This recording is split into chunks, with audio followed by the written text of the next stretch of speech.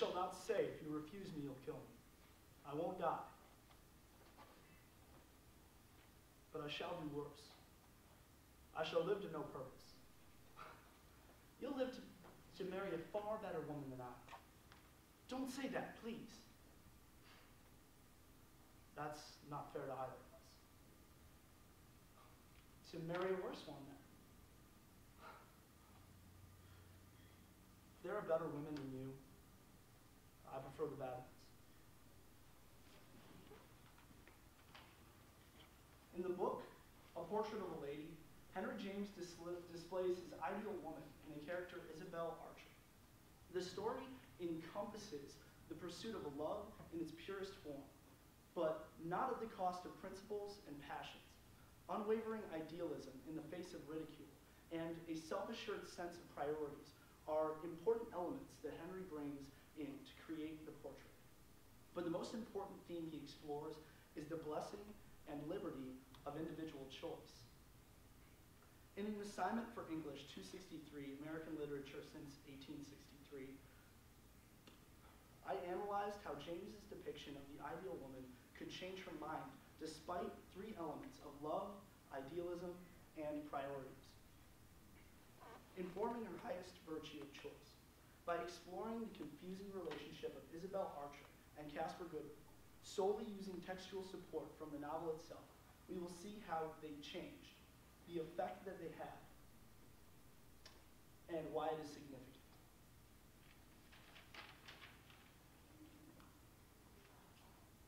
Beginning the analysis by looking at Goodwood's letter to Miss Archer shows which initial arguments Caspar would have seen as most persuasive. James uses this letter to give the audience our first look at Caspar Goodwood. Previously, the most substantive thing describing Caspar Goodwood is that he was not, it may be added, a man weakly to accept defeat.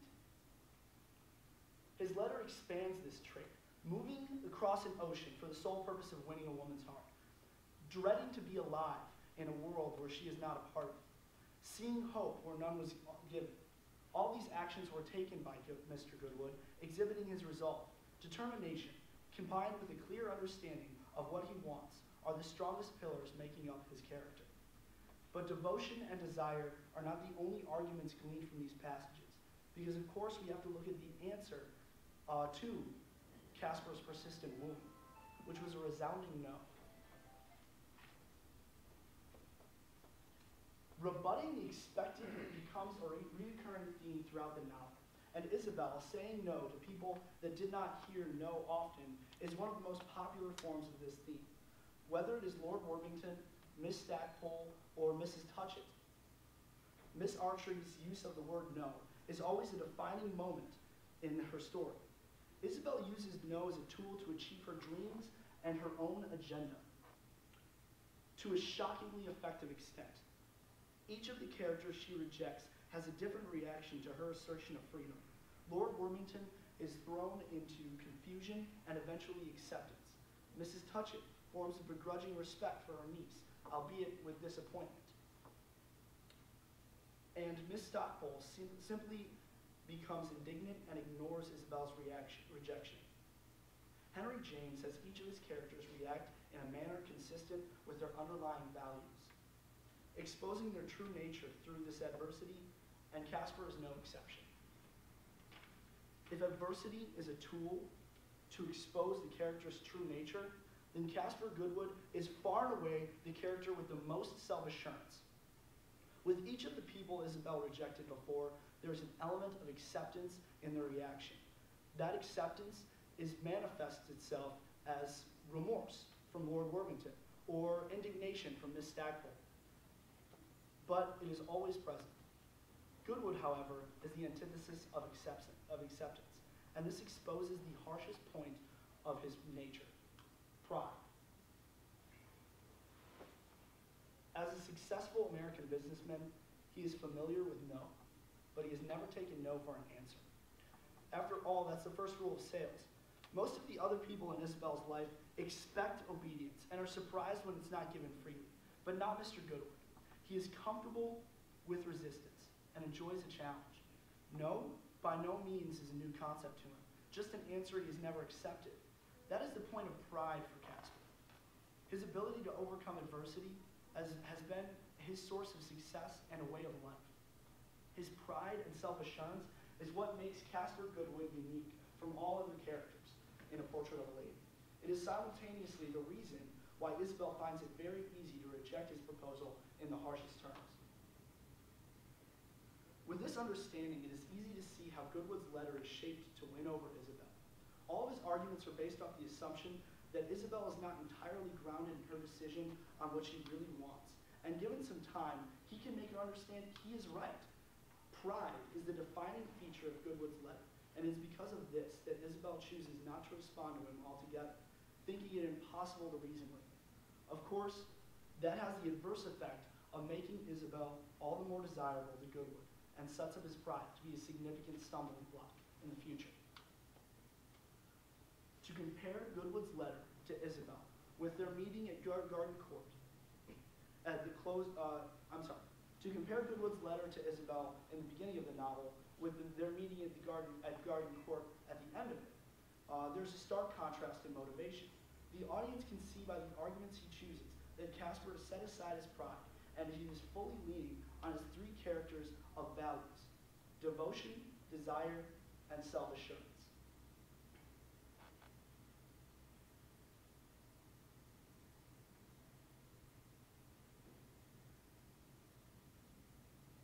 This is clearly no longer about him making Isabel understand he was right. Rather, Goodwood wants her to understand that she can still be great. Henry James even leaves a defining moment in the final discussion, where it seems like pride might once again derail Goodwood's purer intentions. It comes directly after Isabel tries pushing him away once again, only realizing just how in love she had fallen when she replies to his question, "Why should you go back?" with, "To get away from you." At first, in rejoinder to what she had said, it seemed to her that he would break into greater violence. But after an instant, he was perfectly quiet. He wished to prove he was sane. That brief pause is an example of Goodwood putting Isabel's needs above his own pride. Taking away the guiding feature of pride makes all the difference, and Casper Goodwood finally arrests Isabel Osmond's full attention. Unfortunately, it's too late. In an ironic twist, it seems Goodwood's overcoming of personal pride came far too late to save him from the heartache of despair.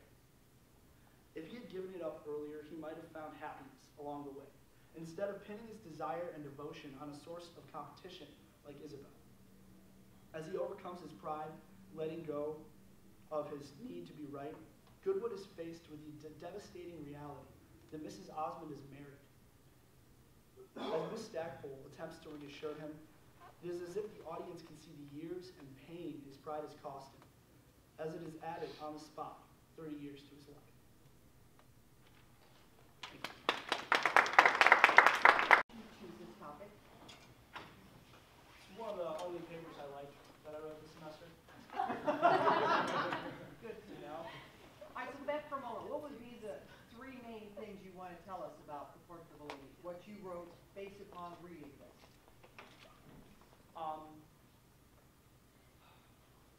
That your actions are defined by who you are, and they're only going to be played out as such. And if you want to change your actions, you have to change who you are. And I guess that's a summary of what the change that I was talking about here, as their minds changed and their hearts changed. But the story in general, I don't know if I could boil it down to something so trite. Well, Henry James is like, well, Not really familiar with him, but I like this one, so. he's a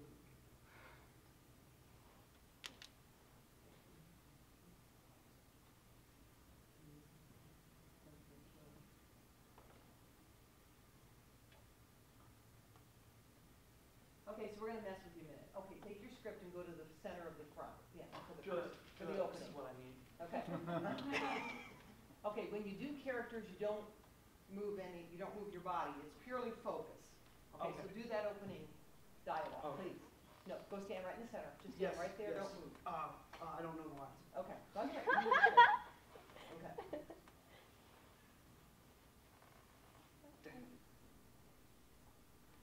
shall not say that if you refuse me, you'll kill me. Shoot. I shall not die, but I shall do worse.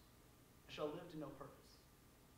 No, don't move your feet. Yeah, you don't have to do that. Remember, you don't have to angle out that far. Bring it in a little bit more towards center so the audience can see you.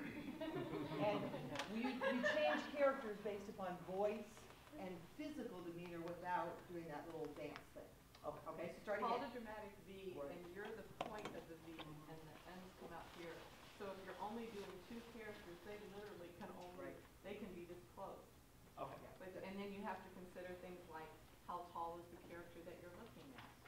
You know, so would your eyes go up just slightly, or if you were talking to a child, you would never look at the floor, but you might look down a little bit. But your focus is here and here, and it's not stepping or jumping from side to side to change characters. We get to use you to help teach. Lovely. Excellent. I'm glad I could help. Good. Good. Okay. Any questions from the audience, especially those who just arrived?